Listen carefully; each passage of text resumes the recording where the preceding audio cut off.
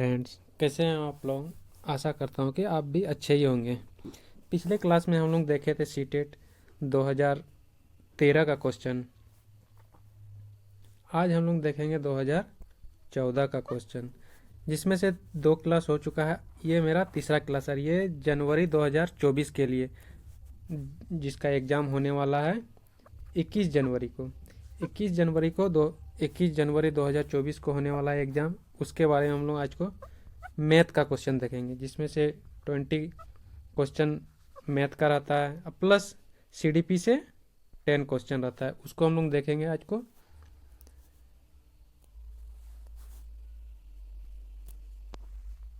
चलिए स्टार्ट करते हैं क्वेश्चन नंबर बनाना।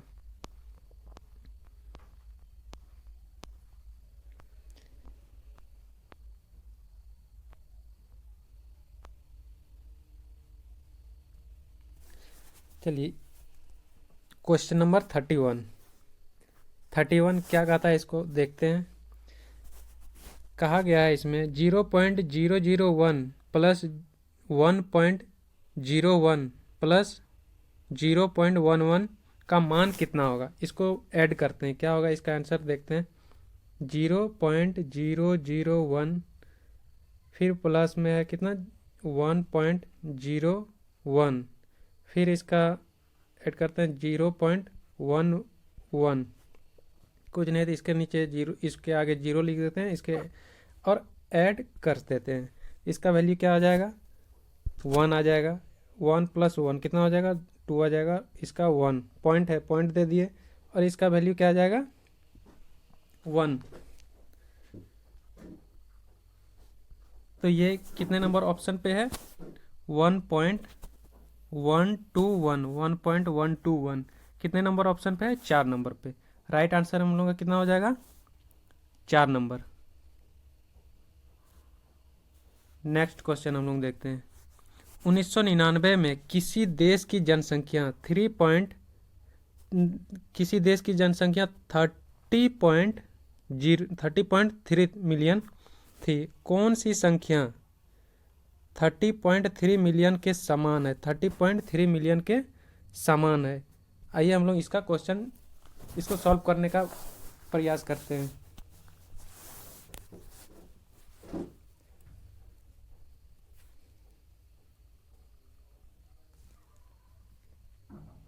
उन्नीस सौ 99 में कितना था, किसी देश की जनसंख्या 30.3 मिलियन, 30.3 मिलियन था। हम लोग जानते हैं कि 1 मिलियन बराबर, एक में कितना 6 को जीरो होता है, 1 2 3 4 5 6, और 1 बिलियन में 9 जीरो होता है, 1 2 3 4 5 6 7 8 9, 9 को जीरो बिलियन में होता है, और मिलियन में 6 को जीरो होता है। ये चीज़ हम लोग जानते हैं। आइए हम लोग इसको सॉल्व करते हैं। तो इसमें क्वेश्चन क्या दिया गया है, कौन सी संख्या 30.3 मिलियन यानी 30.3 मिलियन के बराबर होगा। जब 1 मिलियन में हम लोग जानते हैं तो 1 2 3 4 5 6 को जीरो होता है। इस पॉइंट को जब हटाएंगे तो यहाँ कितना हो जाएगा, 1 जीरो आ जाएगा। जब ये 1 जीरो से ये 1 जीरो कैंसिल हो जाएगा तो कितना बचा यहाँ पे 303, और इसका एक 5 को जीरो हो जाएगा, 1 2 3 4 5, तो 303 और 5 को उसमें जीरो हो जाएगा। कितना, कौन सा आंसर हो जाएगा, 303 और 5 को जीरो, 1 2 3 4 5, 2 नंबर आंसर हो जाएगा इसका। 303 5 को जीरो, 1 2 3 4 5, तो 2 नंबर आंसर हो जाएगा इसका। नेक्स्ट क्वेश्चन देखते हैं हम लोग।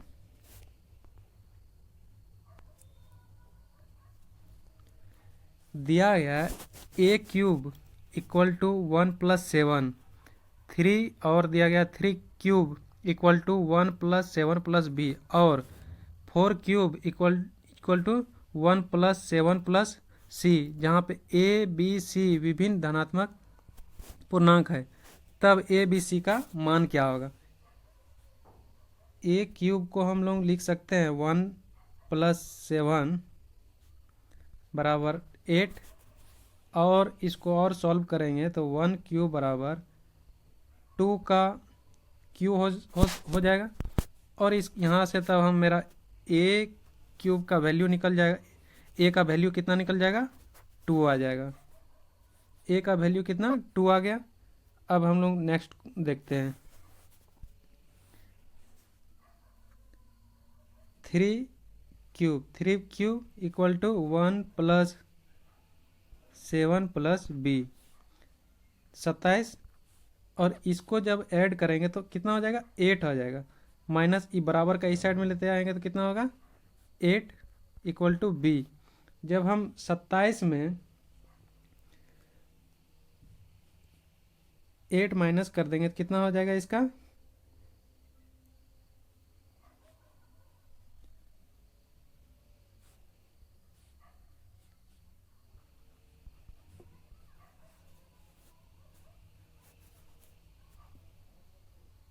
b का वैल्यू कितना निकल गया मेरा? 19। उसी तरह हम c का भी वैल्यू निकाल लेते हैं। c यानी 4 चौक 16, 16 चौक 64, 64 बराबर, इसको और इसको ऐड करेंगे तो 8 हो जाएगा, प्लस c, तो 64 माइनस 8 बराबर c। जब यहाँ पे कितना, 64 में 8 चला जाएगा तो कितना बचेगा यहाँ पे? 56। c ए का भी वैल्यू मेरा निकल गया।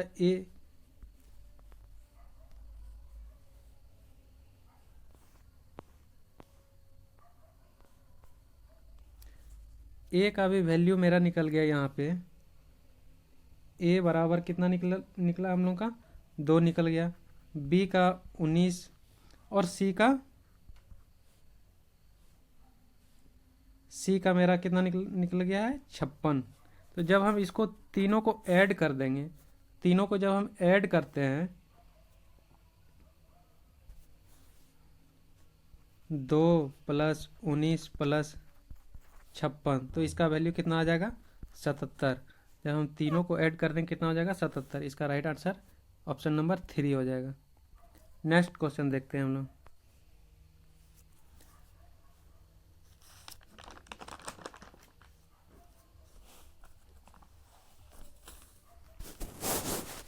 क्वेश्चन में दिया गया है, हम किसी संख्या को संपूर्ण संख्या कहते हैं यदि यह संख्या इनमें सभी धनात्मक गुणनखंडों के, यानी संख्या को छोड़कर, खुद की संख्या को छोड़कर योग के बराबर हो। उदाहरण के लिए जैसे में दिया गया है 28 बराबर हम लिख सकते हैं क्या? 1। 28 बराबर हम लिख सकते हैं 1, लिख सकते हैं। क्या है? क्या ये 28 1 का भी गुणनखंड है, 2 का भी है, फिर 4 का भी है, फिर 7 का भी है, फिर 14 का। खुद की संख्या छोड़ के जब हम इसको ऐड करेंगे, जब हम ऐड कर देते हैं तो इसका वैल्यू कितना आ जाता है? 28 आ जाता है। यानी 1 + 2 3, 3 + 4 7, और 7 + 7 14, और 14 + 14 कितना हो जाएगा? 28। उसी तरह इस क्वेश्चन में कहा गया है, इसमें रिक्वायर्ड है कि निम्नलिखित में से कौन सी संख्या संपूर्ण संख्या है? कौन सी संख्या संपूर्ण है? इसको ऑप्शन से हम लोग बनाते हैं। यदि हम 13 लेते हैं, खुद की संख्या तो हम नहीं लेंगे, उसका 13 लेते हैं तो 13 1 का गुणनखंड होगा, उसके बाद कोई भी नहीं आएगा। उसके बाद 10 का लेते हैं तो 10 का क्या क्या हो जाएगा? 1 हो जाएगा। फिर 5 होता है, तो जब हम इसको दोनों को ऐड करते हैं तो कितना? 6 आता है, तो ये संपूर्ण संख्या इसमें नहीं आता है। फिर 9 लेते हैं तो 9 का क्या क्या हो जाएगा? 1 हो जाएगा, 3 हो जाएगा। तो जब हम इसको ऐड करेंगे तो फिर इसका वैल्यू क्या आ जाएगा? इसका भी वैल्यू कितना? 6 आ जाता है।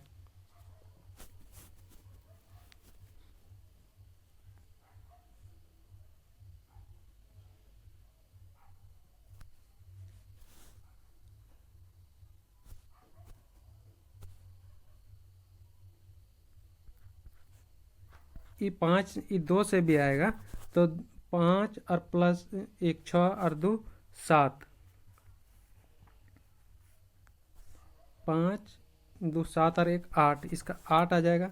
और फिर 9, 9 का हो जाएगा 1 प्लस 3, तो इसका कितना हो जाएगा, इसका तो 4 आ जाता है, ये भी नहीं होगा। और फिर मेरा कितना है, 6 है। 6 को देखते हैं, 6 इक्वल टू हम लिख सकते हैं 1 होगा, 2 से भी इसका गुणनखंड होगा और 3 से भी इसका गुणनखंड होगा। 6 तो हमको लिखना, स्वयं की संख्या तो लिखना नहीं है, तो अब इसको हम ऐड करके देखते हैं। तो 1 प्लस 2 3 और 3 प्लस 3 कितना हो जाता है, 6। तो ये मेरा संपूर्ण संख्या होगा। ऑप्शन नंबर 4 राइट आंसर इसका 6 हो जाएगा। अब ये क्वेश्चन देखते हैं, निम्नलिखित में से कौन एक पूर्ण वर्ग संख्या है, कौन सी एक पूर्ण वर्ग संख्या है। इस टाइप का क्वेश्चन बनाने में इजी मेथड ये है, इसको हम लोग देखते हैं। पूर्ण वर्ग यानी जैसे में से किसी संख्या का पूर्ण वर्ग, जैसे 9 का ये हो जाएगा, फिर 16 का कितना 4 हो जाएगा, फिर 25। उसी तरह हम लोग देखते हैं कि इस टाइप से यदि हम बनाते हैं, तो इस टाइप का यदि हम इस मेथड से बनाएंगे तो बहुत लंबा प्रोसेस हो जाएगा इसका। इस टाइप से बनाएंगे तो इसका बहुत ज़्यादा टाइम टेकन क्वेश्चन इसका लग जाएगा। इसको हम इस टाइप से हम बनाते हैं, देखते हैं आसान सा तरीका। यदि इस टाइप का क्वेश्चन रहता है, पूर्ण वर्ग संख्या बनाना है, तो इसको हम सबसे पहले एक इसका सूत्र होता है, इसका ट्रिक होता है ये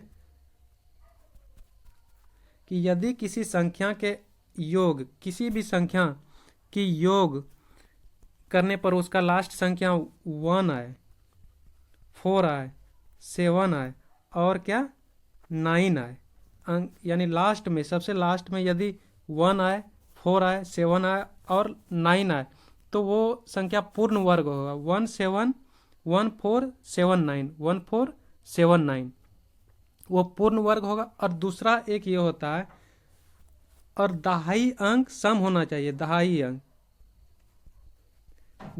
अंक सम होना चाहिए, तब वो जाके वो पूर्ण वर्ग, यानी 1 4 7 9 ये तो आना ही चाहिए लास्ट में, और दूसरी दहाई अंक सम होना चाहिए, तो वह पूर्ण वर्ग होगा।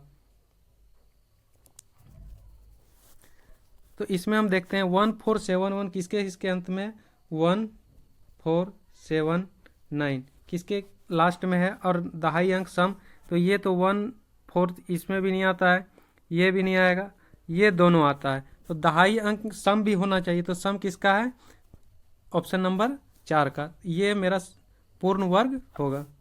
ऑप्शन नंबर 4 राइट आंसर हो जाएगा। 36 क्वेश्चन नंबर देखते हैं हम लोग। क्वेश्चन में क्या कह रहा है, दो पूर्ण संख्याओं का गुणनफल 24 है, इन संख्याओं का न्यूनतम संभव योग क्या होगा। न्यूनतम संभव योग क्या होगा इसका, देखते हैं हम इसको। दो पूर्ण संख्याओं का गुणनफल यानी a गुना b, इसका गुणनफल क्या है, 24 है, 24 है।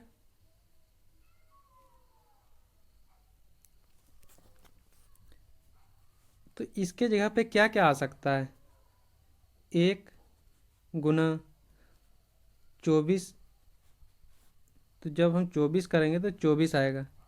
फिर 2 से भी करेंगे, 2 गुना 12, तो इसका गुणनखंड क्या आ जाएगा, 24। 24 का क्या क्या गुणनखंड आ सकता है, इसको हम देखते हैं। फिर ये 3 8 24 24 आ जाएगा। फिर कितना, 5 से नहीं आएगा, 6, 4 से भी आएगा,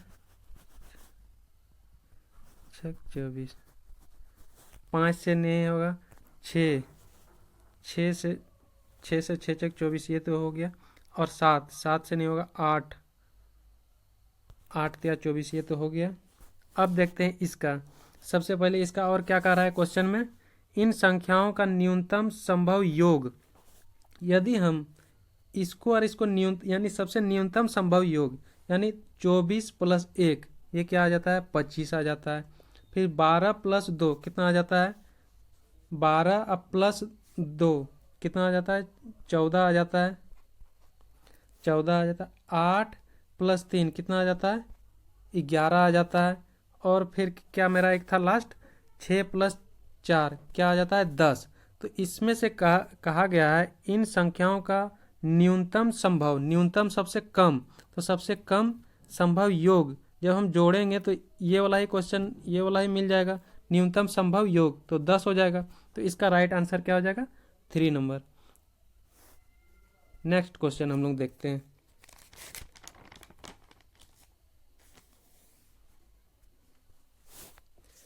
दो पूर्ण संख्याओं का गुणनफल 24 है। ये क्वेश्चन तो हम देख चुके। अब ये क्वेश्चन देखते हैं।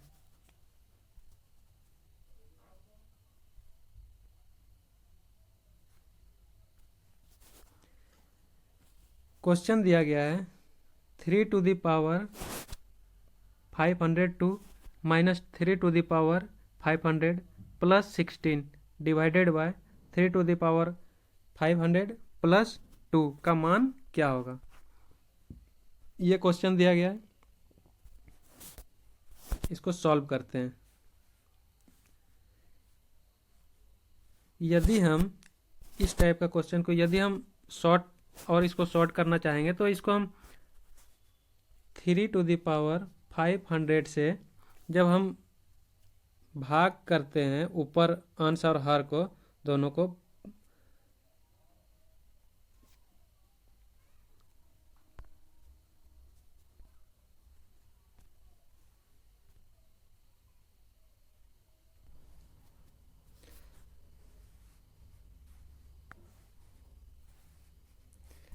जब हम इसका अंश और हर को अंश बटा हर जब आप अंश और हर में 3 टू द पावर 500 से भाग करते हैं, जब अंश और हर में 3 टू द पावर 500 से हम भाग करते हैं तो क्या होता है इसका हम देखते हैं। 3 टू द पावर 500 अंश और हर, ये मेरा अंश है ये मेरा हर, 3 टू द पावर 500 से हम भाग करते हैं तो क्या हो जाएगा इसका 3 टू द पावर, इसका एक एक करके हम लोग पहले देखते हैं। 3 टू द पावर 502 बटा 3 to the power 3 to the power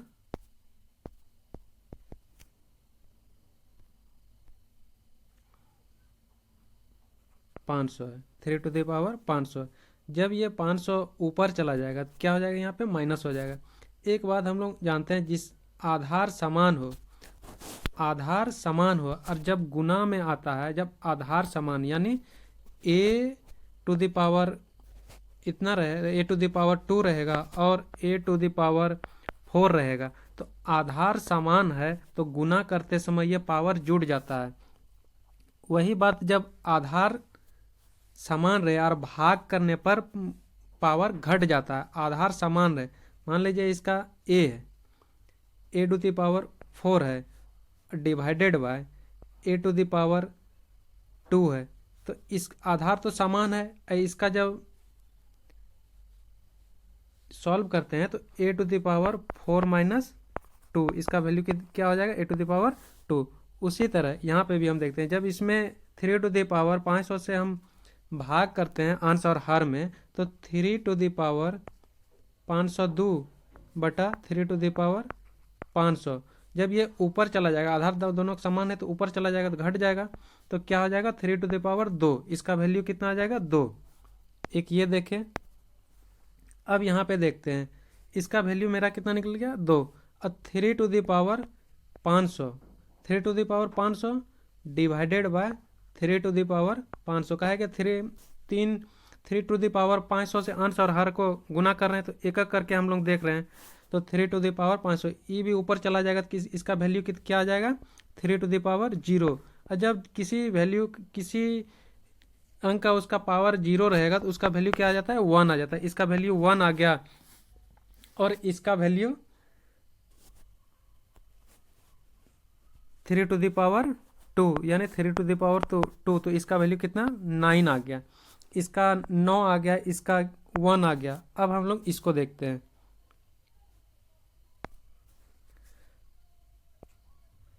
16 divided bye 3^500।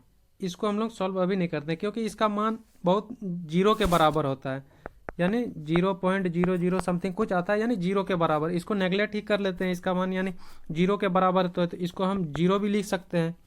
ये ऊपर वाला मेरा सॉल्व हो गया। अब उसी तरह हम नीचे वाला भी देखते हैं। तो 3^500 इसको भी हम अंश और हर से हम काहे कि अंश और हर से हम 3^500 से हम भाग कर रहे हैं, तो इसका वैल्यू इसका भी कितना आ जाएगा 3^500। जब इसको हम सॉल्व करते हैं तो इसका भी तो वैल्यू इसका जीरो आ जाएगा, 500 माइनस 500, क्योंकि आधार समान है, ऊपर भाग में है, ऊपर जाएगा तो क्या ये घट जाएगा। तो 3 इसका वैल्यू क्या आ जाएगा जीरो। तो किसी भी वैल्यू उसका पावर जीरो रहे तो उसका मान क्या आ जाएगा 1 आ जाएगा, 1 आ जाएगा। और इसका 2 डिवाइडेड बाय कितना आ जाएगा 3^500। तो ये भी तो जीरो का बहुत करीब आ जाता है, तो इसको भी हम जीरो लिख सकते हैं। अब हम इसको एक एक करके हम सॉल्व करते हैं। इसका वैल्यू कितना आया 9 आया, इसका वैल्यू कितना आया इसका वैल्यू कितना आया माइनस यहाँ पे 1 आया, और इसको तो हम जीरो लिख सकते हैं। उसी तरह इसका भी वैल्यू क्या आएगा 1 आया, और इसको भी हम जीरो के करीब है तो जीरो हम लिख सकते हैं। तो इसको जो हम सॉल्व करेंगे तो कितना आ जाएगा यहाँ पे, इसका कितना था 9 में एक जाएगा, एक चला जाएगा, कितना बचाएगा यहाँ पे 8, और ये तो जीरो आ गया, और इसका भी 1 प्लस 0 था, तो 8 डिवाइडेड बाय 1, तो इसका वैल्यू क्या आ जाएगा 8 आ जाएगा। 8 कितना नंबर ऑप्शन में है 3 नंबर ऑप्शन में, 37 का 3 नंबर आ जाएगा। अब उसी तरह 38 का देखते हैं, 38 का क्या कह रहा है इसमें।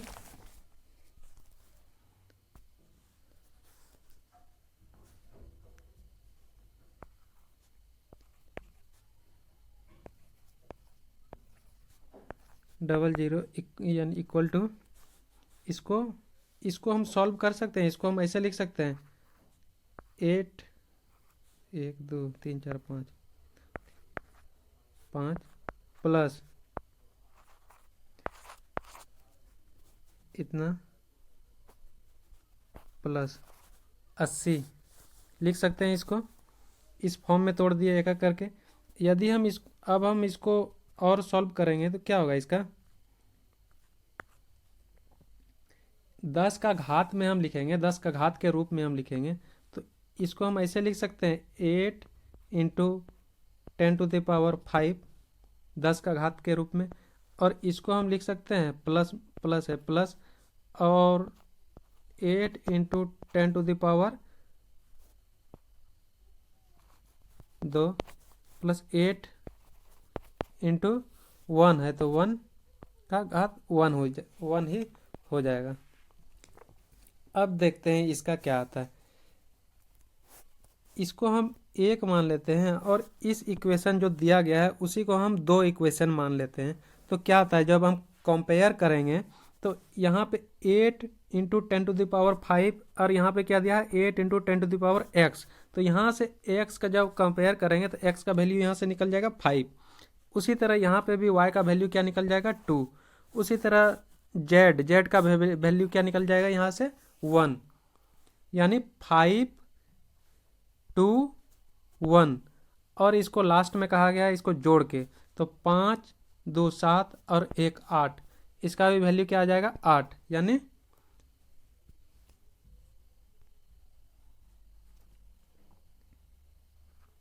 5 प्लस 2 प्लस 1, तो कितना हो जाएगा 5 दो 7 प्लस 1 बराबर 8। इसका वैल्यू क्या आ जाएगा? 8 आ जाएगा। 8 मेरा इस पे है, 2 नंबर ऑप्शन पे।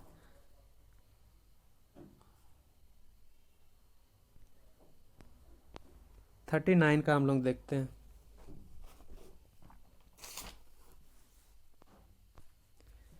39 क्वेश्चन नंबर में दिया गया है कि एक गुणनखंड निकालना है। ये दिया गया equation x⁴ plus x square plus 1। इसको हम लोग और इसको सॉल्व करेंगे तो इसको हम ऐसे लिख सकते हैं x⁴ प्लस 1, इसको इस साइड लिख दिए, प्लस एक्स स्क्वायर ऐसे लिख सकते हैं। जब इसको और सॉल्व करते हैं तो इसको हम x⁴ कर देते हैं और इसको हम 1 लिख सकते हैं और प्लस एक्स स्क्वायर को हम 2x² माइनस 1x² कर सकते हैं। जब हम 2x² में 1x² माइनस करेंगे तो यही तो मेरा आंसर आएगा ना। तो 1x², क्योंकि ये फॉर्मूला के फॉर्म में इसको सेट करना है। अब मेरा ये किस फॉर्म में आ गया? a प्लस बी का होल स्क्वायर का फॉर्म में आ गया। यहाँ से लेकर के यहाँ तक a प्लस बी का होल स्क्वायर का फॉर्म में आ गया, यहाँ से लेकर के यहाँ तक। अब हम इसको आगे सॉल्व करते हैं। जब ये a प्लस बी का होल स्क्वायर में आ गया और यहाँ पे a मेरा क्या है? x² और b इसको हम स्क्वायर भी लिख सकते हैं, तो b स्क्वायर का फॉर्म में ये वाला a 1 है। तो इसको हम आगे इसको सॉल्व करेंगे तो क्या आएगा मेरा? x² का होल स्क्वायर प्लस 1² प्लस क्या था? 2x² माइनस x² था, ये था। और इसको हम सॉल्व करते हैं तो यहाँ से लेकर के यहाँ तक क्या आ गया? a प्लस बी का होल स्क्वायर में आ गया। तो a प्लस बी का होल स्क्वायर यानी a मेरा ये है और ये b है, तो x² प्लस 1 का स्क्वायर,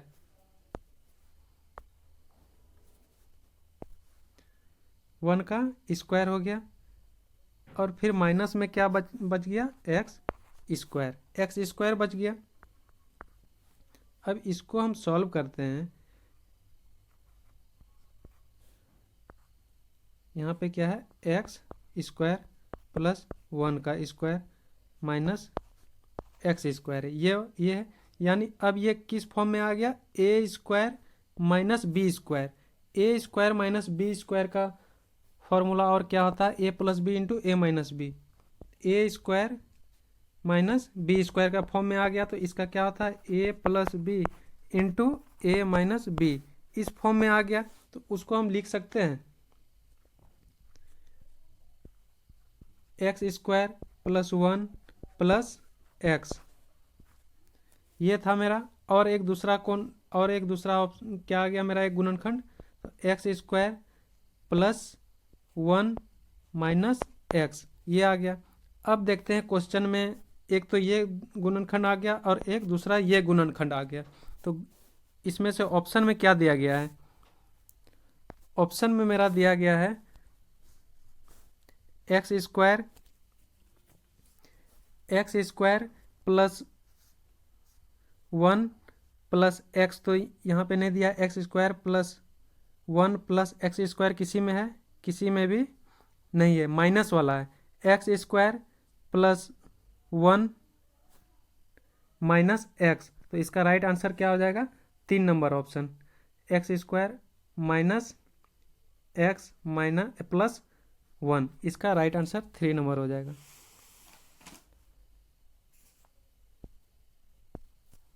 नेक्स्ट क्वेश्चन हम लोग देखते हैं 40 नंबर।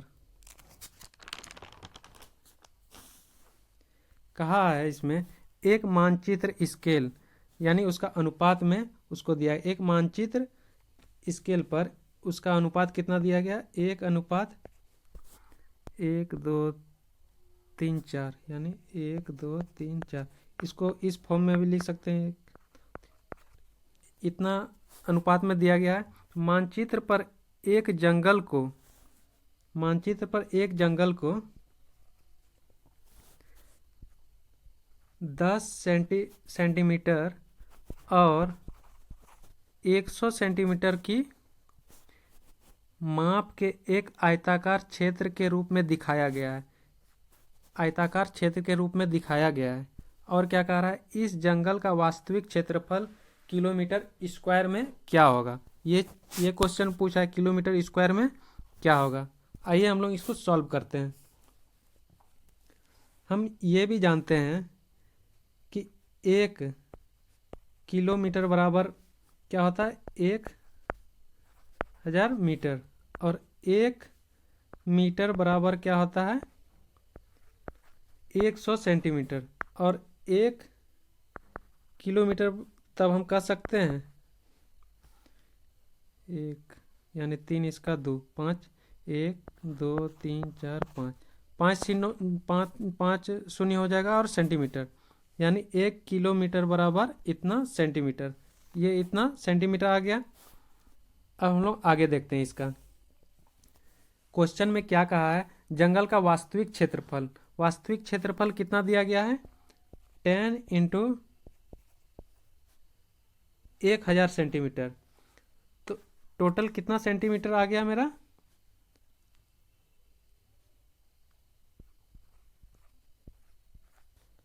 1 2 3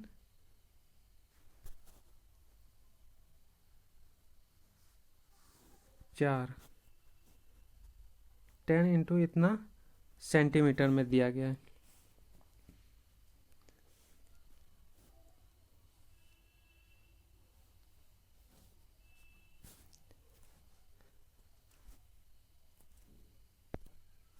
अब आगे देखते हैं इसका क्या दिया है। तो इसका कितना निकल गया, एक पे कितना 5 गो जीरो हो गया। तो लंबाई यानी कितना इसका निकल गया, ये दिया गया मेरा लंबाई, और ये कितना चौड़ाई। परिमाप इसका दिया गया आयत का क्षेत्रफल, यानी आयत का क्षेत्रफल वास्तविक किलोमीटर स्क्वायर में क्या होगा, ये पूछा गया है। आगे देखते हैं इसका। तो इसका लंबाई कितना निकल गया, लंबाई बराबर 1 किलोमीटर। उसी तरह चौड़ाई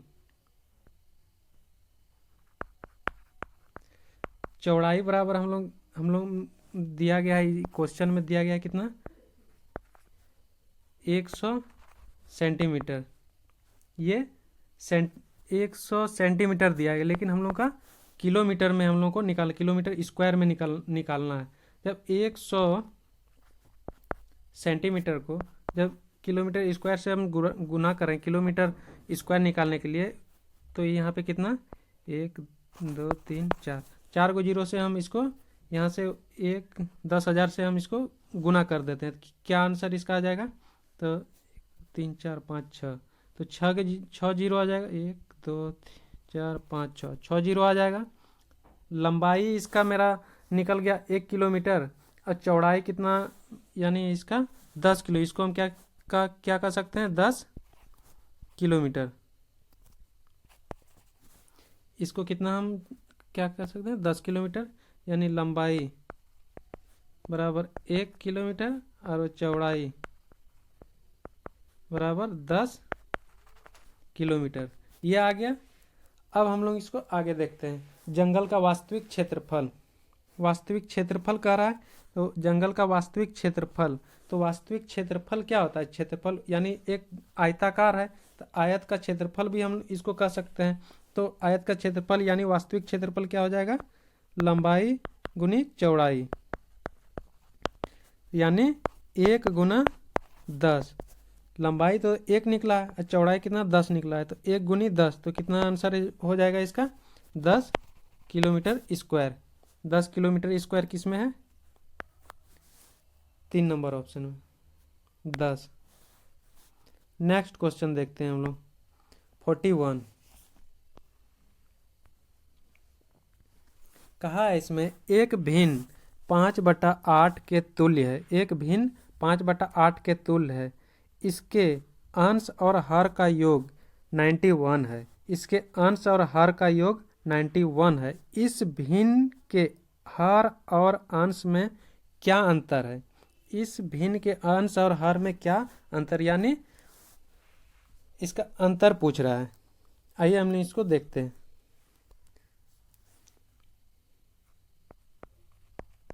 भिन्न मेरा कितना दिया गया है? 5/8। 5/8 दिया गया है। और इसके हर और अंश का योग, हर प्लस अंश का योग कितना है? 91 है। 91 है। और इसका पूछा है क्या? हर माइनस अंश बराबर वाट। ये चीज़ पूछा गया, हर और अंश का अंतर कितना होगा। यही क्वेश्चन में यही कहा गया क्या? अंश और हर और अंश का अंतर कितना होगा। आइए हम लोग इसको सॉल्व करते हैं। यदि हम अंश और हर को इसको अंश बराबर 5x मान लेते हैं और हर बराबर 8x मान लेते हैं, तो इसका वैल्यू क्या होता है देखते हैं। x मान लेते हैं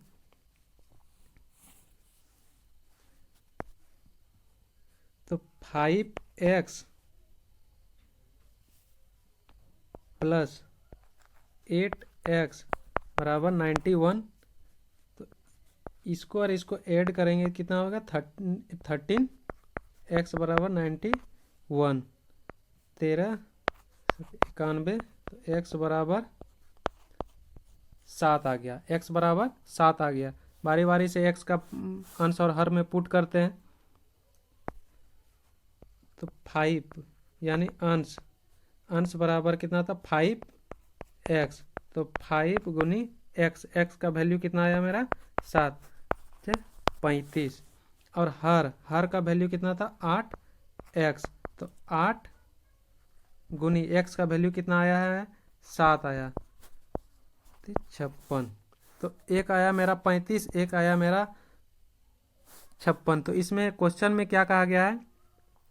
तो इस भिन्न के हर और अंश का अंतर क्या? हर और अंश का अंतर क्या है? यानी 56 माइनस 35। 56 माइनस 35 ये चीज़ निकालने के लिए कह रहा है। तो कितना आ जाएगा इसका? जब इसको सॉल्व करेंगे, 6 में 1 जाएगा तो कितना? 1 बचेगा। और इसका 5 में 3 गया तो 2, यानी 21। इसका राइट आंसर कितना आ जाएगा? 21 आ जाएगा। ऑप्शन नंबर 4 में है जो। नेक्स्ट क्वेश्चन हम लोग देखते हैं।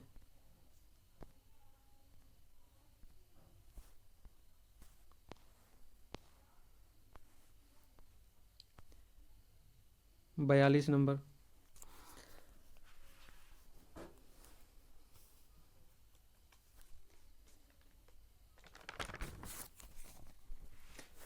संख्या n को दोगुना करके इसमें y को जोड़ा जाता है। संख्या n, कोई संख्या क्वेश्चन देख यहाँ पे दिया गया है। संख्या n को दोगुना करके इसमें y जोड़ा जाता है। संख्या n को दोगुना करके इसमें y जोड़ा जाता है। इसमें जोड़ दिए। और इसका क्या कह रहा है आगे? इस परिणाम को 2 से भाग कर दिए। 2 से भाग करके फिर इसमें से वास्तविक संख्या n को घटाया जाता है। तो अंतिम परिणाम क्या आएगा? चलिए इसको देखते हैं। 2n प्लस y बटा 2। जब इसको और सॉल्व करते हैं तो ये क्या हो जाएगा? 2n बटा 2 प्लस y बटा 2। ये से ये 2 कैंसिल हो गया। तो n प्लस y बटा 2 ये आ गया। और इसमें से क्या कह रहा है क्वेश्चन में? n plus y by 2, n plus y by 2, ये n प्लस y बाई 2। और क्वेश्चन में क्या कह रहा है? n को घटाया जाता है। फिर लास्ट में क्या कह रहा है? n को घटाया जाता है। तो n को घटा देते हैं। तो n को घटा देंगे तो क्या आंसर आ जाएगा इसका? n plus y by 2 minus n y/2 है यहाँ पे n, तो जब ये से ये कैंसिल हो जाएगा, बचा कितना y/2। यही क्वेश्चन हमको, यही आंसर इसका निकला y/2। तो y/2 कितना ऑप्शन में, 2 नंबर ऑप्शन पे। नेक्स्ट क्वेश्चन देखते हैं हम लोग।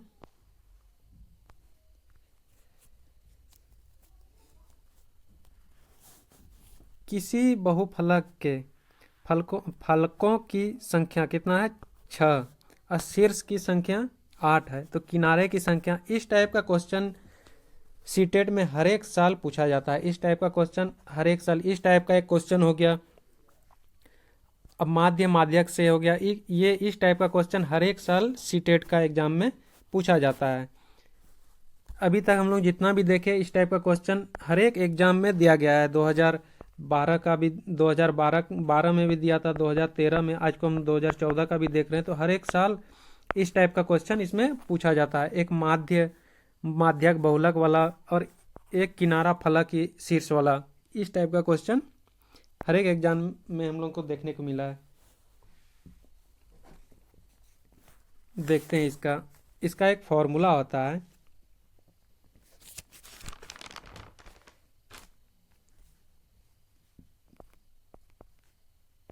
F + V = E + 2।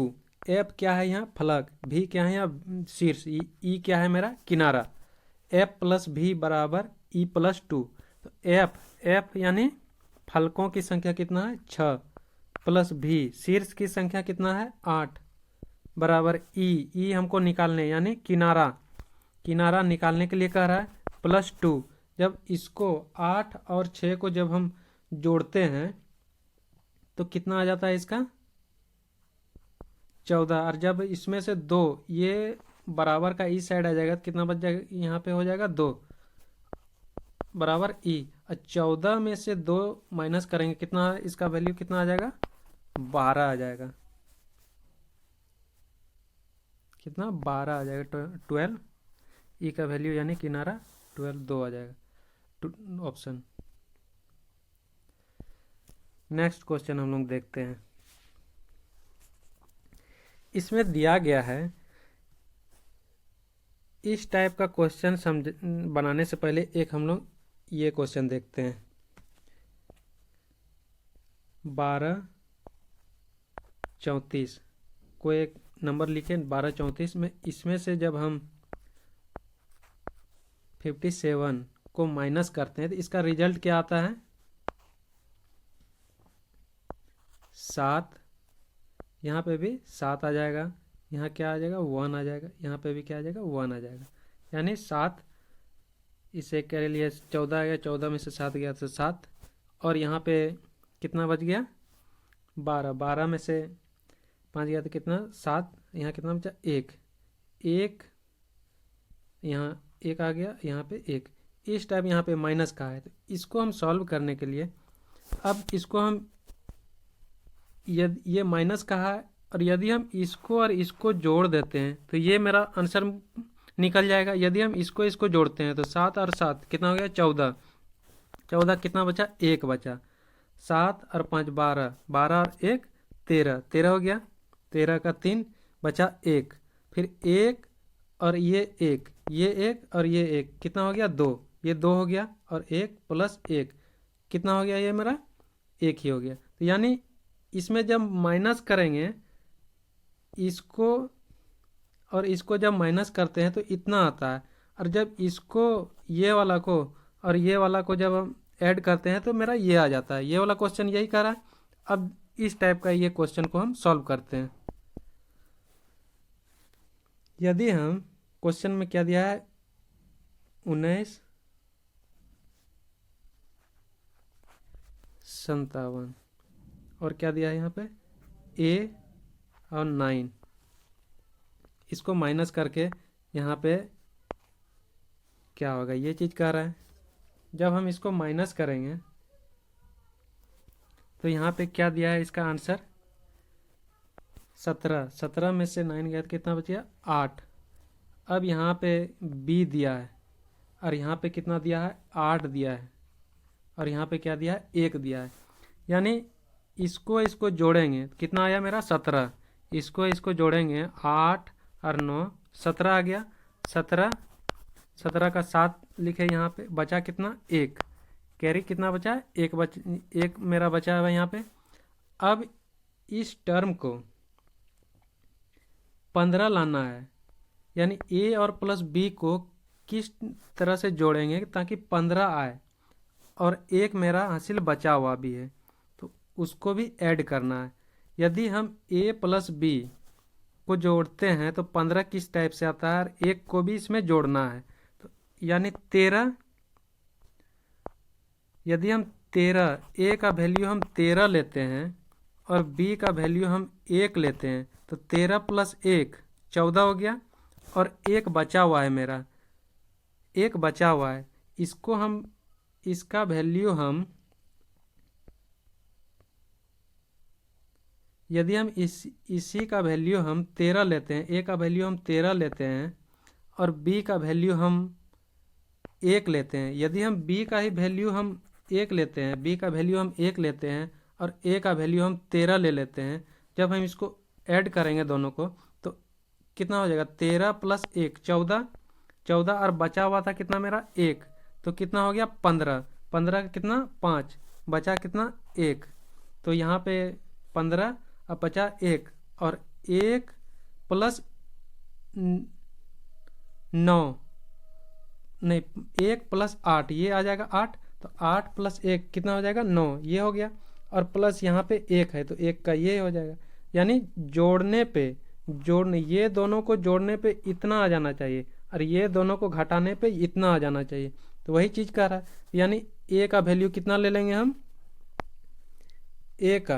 ए का वैल्यू कितना 13, और बी का वैल्यू यदि हम 1 लेते हैं तो 14 हो जाएगा।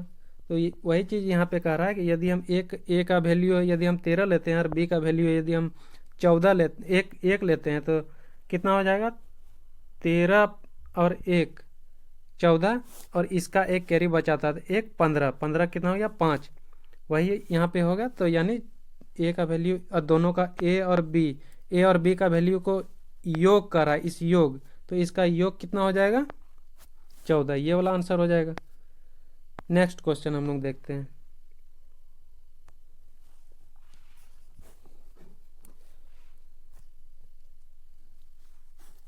इसमें कहा गया है 42 घनों को, 42 घनों को जिसमें से प्रत्येक की भुजा 1 सेंटीमीटर है।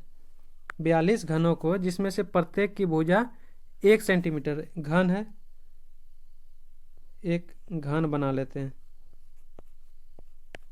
क्वेश्चन समझने में आसान होगा। इसको एक घन बना लेते हैं।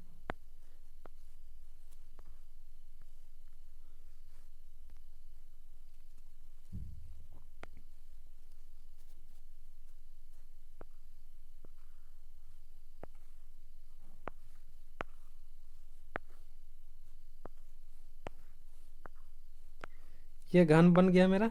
इसमें से क्या कह रहा है, जिसमें से प्रत्येक भुजा 1 सेंटीमीटर, ये भी 1 है, ये भी 1, ये इसका कितना 6 भुजा होता है, 6 का 1 सेंटीमीटर है, प्रत्येक भुजा 1 सेंटीमीटर है। एक साथ चिपकाकर एक ठोस घनाभ बनाया जाता है। एक साथ चिपकाकर यानी कोई एक घनाभ बनाया जाता है। अब एक हम घनाभ बना रहे हैं।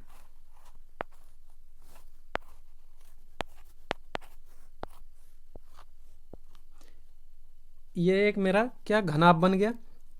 तो एक साथ चिपका कर यानी सभी को चिपका कर इसमें से सभी को एक घनाभ बनाया जाता है। यानी सब जितना भी ये इस चीज़ को सारा चिपका कर एक इस टाइप का एक घनाभ बनाया जाता है। तो जब घनाभ बन जाएगा तो इस टाइप का ये दिखेगा, इस टाइप का दिखेगा। इसमें से 42 घन है। इसमें से टोटल कितना है, 42 घन है। टोटल कितना 42 घन है। और इसमें आगे क्या कह रहा है, यदि इस घनाभ के आधार का परिमाप 18 सेंटीमीटर है तो इसकी ऊंचाई क्या होगा। यदि इसके घनाभ का परिमाप, यदि यहाँ पे ये तो आयताकार होगा, घनाभ का परिमाप यानी आधार का परिमाप ये क्या है 18 सेंटीमीटर है। ये कितना 18 सेंटीमीटर है। इसका यहाँ आधार का परिमाप कितना है इसका 18 सेंटीमीटर है। तो इसका ऊंचाई पूछ रहा है क्या होगा सेंटीमीटर में, वो भी आगे इसको हम लोग देखते हैं।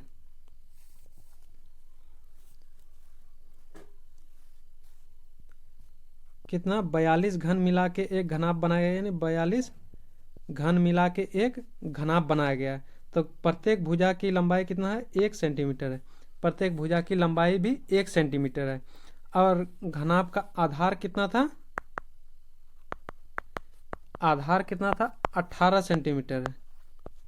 18 सेंटीमीटर है तो उसकी ऊंचाई क्या होगी 18 सेंटीमीटर है। अब यहाँ पे हम लोग देखते हैं एक घनाभ था तो उसका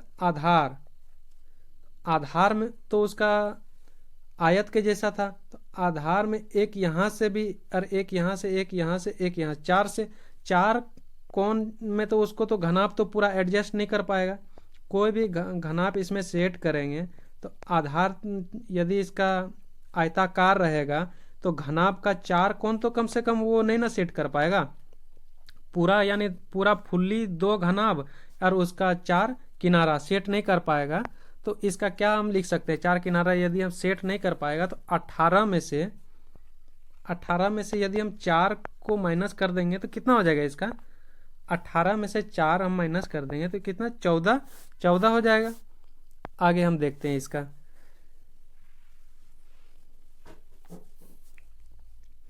आगे इसका क्या कह रहा था, ऊंचाई, घनाभ की ऊंचाई क्या होगी। घनाभ के ऊंचाई इसका एक और सूत्र होता है। घनाभ का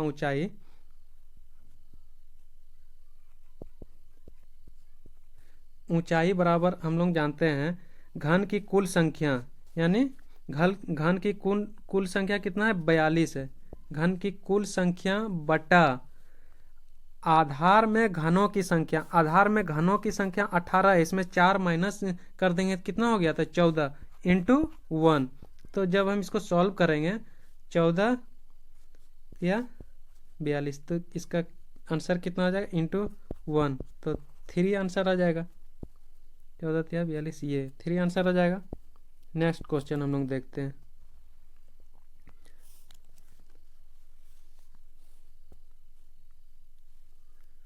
एक त्रिभुज दिया गया है,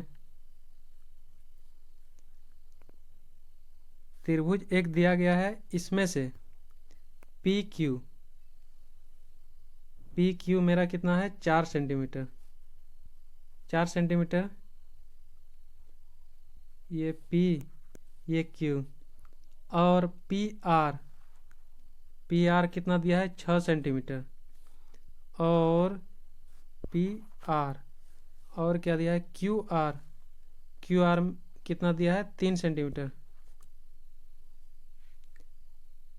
ये छोटा बनेगा इस टाइप से, ये नहीं, क्योंकि इसका वैल्यू ज़्यादा है इसका वैल्यू कम है।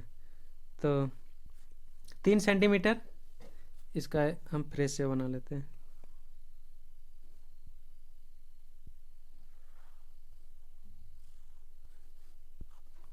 ये क्या है इसका 4 है, ये 3 है और ये 6 है। ये पी क्यू, ये क्या है आर है, पी आर का वैल्यू 6 और इसका वैल्यू 4, इसका वैल्यू 3 क्यू आर। अब इसमें से पूछा है निम्न में से कौन सा कथन सत्य है। हम लोग एक त्रिभुज का गुण जानते हैं, यदि किसी का जो सबसे बड़ी भुजा है उसके सामने का कोण सबसे बड़ा कोण होगा, तो यानी क्यू सबसे बड़ा कोण क्यू हो जाएगा। और सबसे छोटी भुजा, सबसे छोटी 3 है तो सबसे छोटी भुजा का सामने का कोण सबसे छोटा होगा।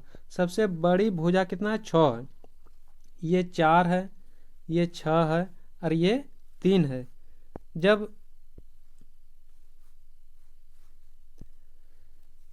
इसका जो सबसे बड़ी सबसे छोटी सबसे बड़ी तो ये है, और इसका सामने का भुजा क्या हो जाएगा क्यू, और सबसे छोटा कितना 3 है तो इसका सामने का भुजा क्या हो जाएगा पी। तो सबसे छोटा भुजा क्या हो जाएगा पी हो जाएगा सबसे छोटा, और क्यू हो जाएगा सबसे बड़ा, ये हो जाएगा। अब हम लोग देखते हैं इसका आगे।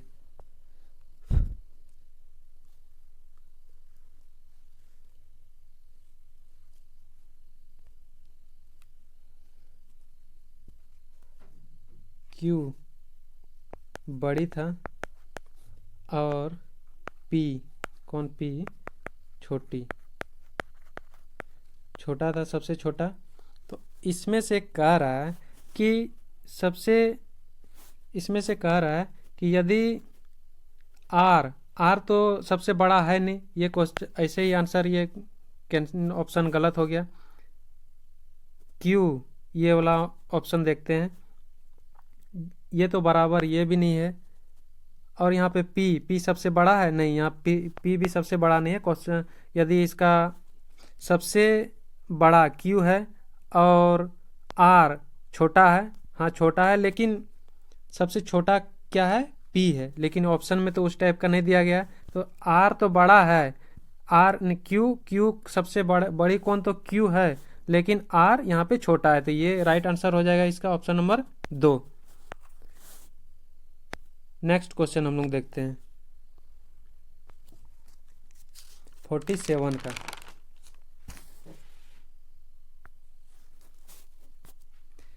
एक त्रिभुज है ए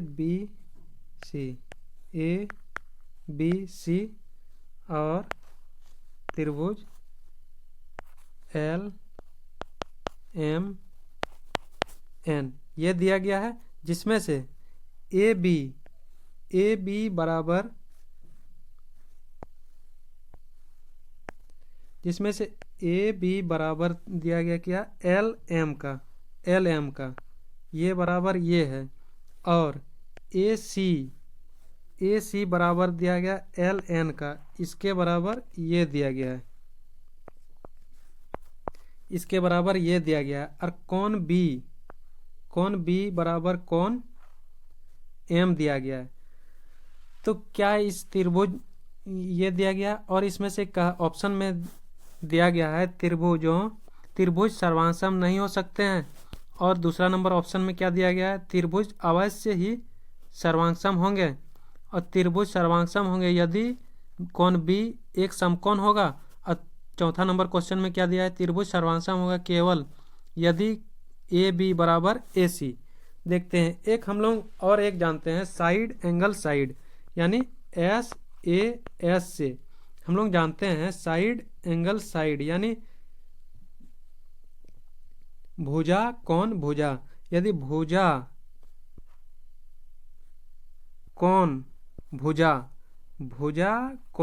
भुजा यदि इस टाइप से फॉर्मेट में रहेगा इस, तो वो त्रिभुज सर्वांग। यदि दो त्रिभुज का एक यानी दो त्रिभुज की दो भुजा और बीच का कोण बराबर होगा, तब वो त्रिभुज सर्वांगसम होगा, तब वो त्रिभुज सर्वांगसम कह सकते हैं हम।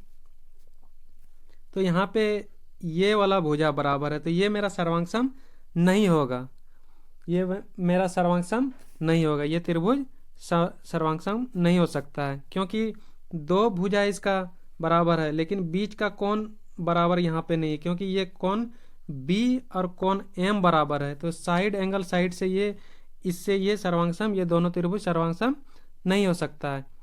तो ऑप्शन में त्रिभुज सर्वांगसम नहीं हो सकता है, ये हाँ ये सर्वांगसम त्रिभुज अवश्य, ये गलत है। त्रिभुज सर्वांगसम होंगे यदि कोण भी समकोण, ये भी गलत है।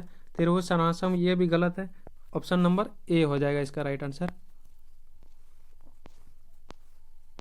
नेक्स्ट क्वेश्चन हम लोग देखते हैं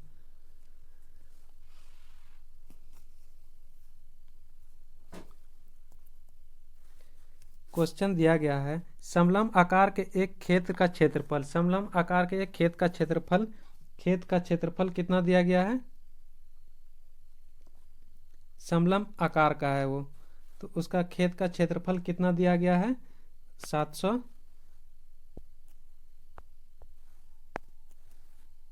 खेत का क्षेत्रफल कितना दिया गया है 720 मीटर स्क्वायर में दिया गया है। और इसका आगे क्या कर रहा है, दो समांतर भुजाओं के बीच की दूरी कितना दिया गया है 20 मीटर। दो समांतर दो समांतर भुजाओं के बीच की दूरी यानी ऊंचाई कितना दिया गया है 20 मीटर 20 मीटर दिया गया है। और इसमें से एक समांतर की भुजा दो दिया गया है, दो समांतर भुजा के बीच की दूरी 20 सेंटीमीटर है, जिसमें से दो है दो समांतर भुजा के बीच की दूरी, जिसमें से एक समांतर भुजा की लंबाई कितना दिया गया है 35 मीटर दिया गया है। एक समांतर भुजा की लंबाई कितना दिया है 35 दिया है। तो दूसरी दो को दिया है तो एक को तो दिया है 35, तो दूसरा का निकालने के लिए कह रहा है ये क्वेश्चन कह रहा है। आइए हम लोग इसको देखते हैं। इसका एक सूत्र होता है,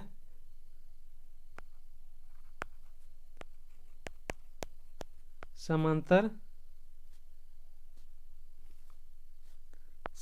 है तो समलम चतुर्भुज यानी समलम आकार का यह है, तो इसका क्या हो जाएगा फॉर्मूला है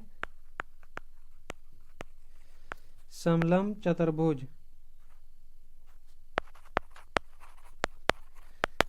का क्षेत्रफल। समलम चतुर्भुज का क्षेत्रफल क्या होता है 1/2 गुना ऊंचाई गुनी समांतर भुजा का योग यानी दोनों का योग कह रहा है। दोनों समांतर भुजा है तो उसका योग यानी एक का तो दिया गया है कितना 35, तो दोनों का दो तो नहीं दिया, दोनों का नहीं दिया, तो एक हमको निकालना है। तो इसका क्षेत्रफल कितना दिया है इसका क्षेत्रफल कितना दिया गया है 720। समलम आकार के खेत का क्षेत्रफल कितना दिया है 720 दिया गया। और 1/2 गुना ऊंचाई कितना दिया गया इसका 20 हम लोग देख चुके हैं इसके बारे में। और यहाँ पे कितना हो जाएगा 35 प्लस x, ये रिक्वायर्ड है यहाँ पे। अब हम इसको सॉल्व करते हैं। 1/2 को यहाँ से यहाँ कितना हो जाएगा 10 हो जाएगा इसका।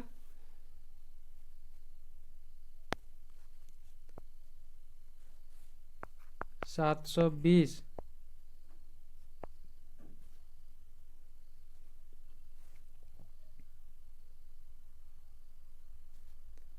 और कितना बच गया था वहाँ पे 10 गुना 35 प्लस 1 35 दिया है तो दूसरा निकालना है।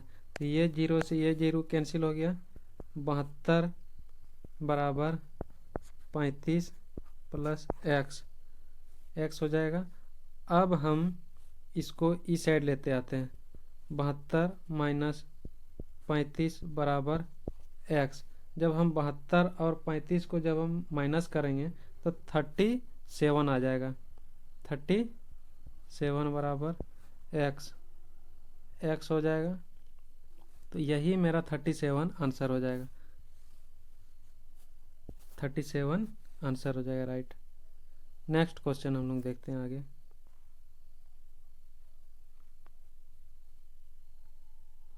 क्या दिया गया है, यदि 10 मोमबत्तियों का क्रय मूल्य 8 मोमबत्तियों के विक्रय मूल्य के बराबर हो तो लाभ या हानि प्रतिशत कितना हो जाएगा। 10 मोमबत्ती का क्रय मूल्य बराबर 8 मोमबत्ती के विक्रय मूल्य यानी विक्रय मूल्य के बराबर हो। यदि तो हम इसको ऐसे लिख सकते हैं, 10 मोमबत्ती का क्रय मूल्य, 10 मोमबत्ती का क्रय मूल्य, तो क्रय मूल्य बटा विक्रय मूल्य, क्रय मूल्य बटा क्रय मूल्य बटा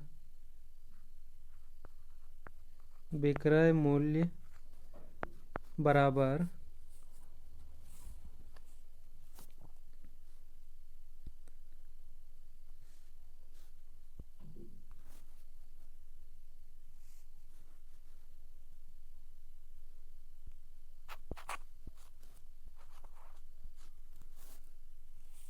8, 10/8 हो जाएगा। तो यहाँ पे 10/8।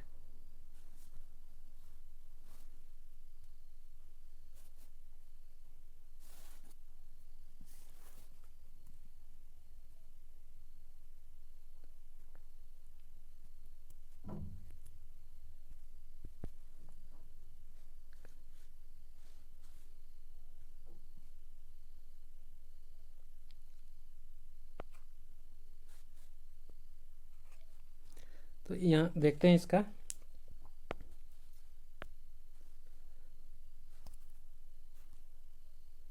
दस मोमबत्ती का क्रय मूल्य, 10 मोमबत्ती का क्रय मूल्य यानी इसका कॉस्ट प्राइस यानी इसका सीपी बराबर कितना, 8 मोमबत्ती के विक्रय यानी सेलिंग प्राइस के बराबर होगा। बराबर है तो इसको हम लिख सकते हैं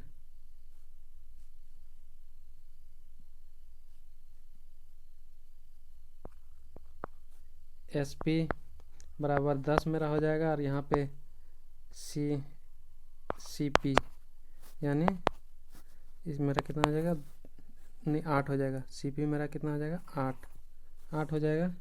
और इसको हम आगे देखते हैं। जब इसका ये हो गया तो इसको जब हम यहाँ पे विक्रय मूल्य मेरा 10 है, क्रय मूल्य मेरा 8 था, तो लाभ हो रहा है। लाभ बराबर कितना हो जाएगा, 10 माइनस 8 बराबर 2। तो लाभ मेरा कितना निकल गया, 2। तो लाभ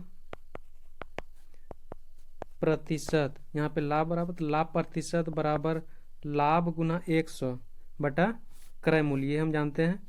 लाभ गुना 100, तो लाभ कितना है, 2। लाभ मेरा कितना निकला था मेरा, 2 गुना 100 बटा क्रय मूल्य कितना है, 8। तो यहाँ से यहाँ कितना, 4, 4 दूनी 8 और 25 चौके 100, तो इतना यानी 25%। 25% हो जाएगा। तो इसका 25% किस नंबर ऑप्शन पे है, 4 नंबर ऑप्शन पे। तो इसका राइट आंसर 25%, 25% लाभ हो जाएगा। तो ये इसका राइट आंसर हो जाएगा। नेक्स्ट क्वेश्चन हम लोग और लास्ट क्वेश्चन देखते हैं।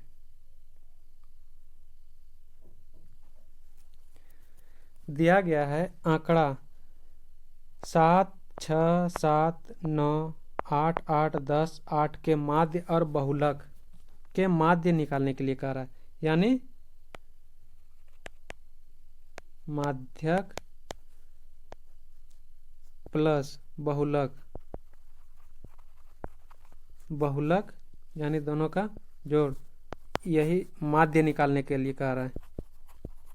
यानी माध्य बराबर दोनों का योग बटा 2 हो जाएगा इसका। तो माध्य निकालने के लिए कह रहा है। तो सबसे पहले माध्य निकालते हैं। माध्य निकालने के लिए सबसे पहले इसको अरेंज कर लेते हैं। अरेंज करते हैं, सबसे पहले क्या हो जाएगा इसका, सबसे छोटी संख्या क्या हो जाएगा, 6 हम लिख दिए। फिर 7 कितने टाइम्स है, 1 और 2 बार 7 आया गया है, 7। उसके बाद क्या है, 8, 1, 2, 3, 8 3 बार आया है। उसके बाद क्या है, 9। उसके बाद क्या है, 10, 1, 2, 3, 4, 5, 6, 7, 8, 1, 2, 3, 4, 5, 6, 7, 8, 10 हो गया। अब इसमें से कह रहा है माध्य निकालने। तो 1, 2, 3, 4, 5, 6, 7, 8, तो 8 इसका तो बीच का लेना है हमको। तो इधर से 3 लेते हैं और इधर से 3 लेते हैं इसको, तो बचा बीच का तो 6, ये बच गया मेरा ये 2 गो। तो 2 यानी 8 + 8 यानी 8 + 8 बटा 2, तो कितना हो जाएगा, 8 8 16 बटा 2। तो कितना इसका वैल्यू की क्या हो जाएगा, 8 हो जाएगा। 8 मेरा क्या निकला, माध्यक निकला। 8 मेरा माध्यक बराबर कितना हो गया मेरा, 8। उसी तरह बहुलक निकालते हैं। बहुलक जो सबसे ज़्यादा बार आया है, सबसे ज़्यादा 7 कितने बार, दो बार आया है। 6 कितना, एक ही बार आया है। 9 कितना, एक ही बार आया है। 8 3 बार आया है। तो 8 बहुलक कितना हो गया, 8। अब दोनों का कह रहा है माध्यक और बहुलक का माध्य निकालने। माध्यक और बहुलक, माध्यक कितना निकला है मेरा 8, प्लस बहुलक भी कितना निकला है मेरा 8। अब दोनों का माध्य निकालने, माध्य उसको दोनों, माध्य क्या हम जानते हैं, सभी संख्याओं का योग बटा कुल संख्या। तो कुल संख्या मेरा 2 है, तो सभी संख्या का योग 8 और 8 16 बटा 2 कितना हो जाएगा 8। जब हम इसको सॉल्व करेंगे कितना हो जाएगा, इसका राइट आंसर 8 हो जाएगा।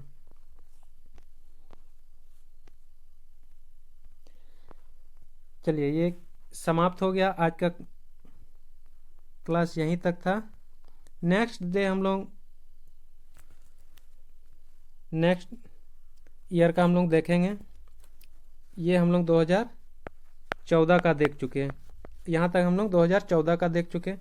2012 13 का देख चुके थे नेक्स्ट क्लास में, पिछले क्लास में। आज को हम लोग 2014 का देखेंगे। फिर नेक्स्ट क्लास कल दूसरे दिन हम लोग 2015 का देखेंगे। ऐसे करके 2023 यानी 2023 तक का अगस्त जो एग्ज़ाम अगस्त में जो हुआ था उस डेट तक यानी सारा हम लोग सॉल्व करने का कोशिश करेंगे।